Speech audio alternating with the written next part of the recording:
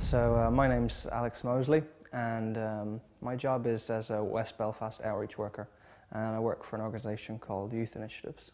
Two of our main programmes is our 11 to 14s programme called NUTS, which stands for Never Underestimate Teenagers, and the older group then is called Lifeline, that's for 15 to 18s. I was born in Greenwich, and actually in Lewisham, southeast London, and then I moved to China when I was quite young, and then I spent the last 10 years in Dublin, and then I just moved up to Belfast last year. I have a very supportive family, I guess. My dad was originally a teacher, then he went to work for Royal Mail, and then he went back to teaching again. When we were in China, he was an English language teacher. He's very much been involved in the community sector for a long time as well. I enjoyed the social side of school. Very people-oriented person, enjoyed kind of mixing with different people and from different countries or from just different backgrounds and stuff. And I originally was living in Dublin, and I was looking to do a university course in youth and community work, and I had to find a placement for that course, and part of that was, I suppose, trying to find a suitable placement. And I'd looked on a number of different youth websites and things like that, trying to find an organisation that I had agreed with the ethos and stuff like that.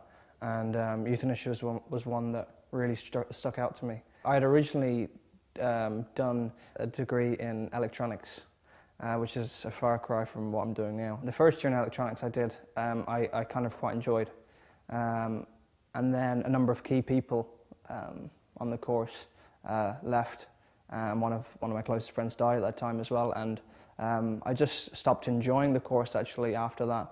It was a party, and I'd left earlier, and I had later got a phone call to say that my friend had been hit by a bus and was in intensive care.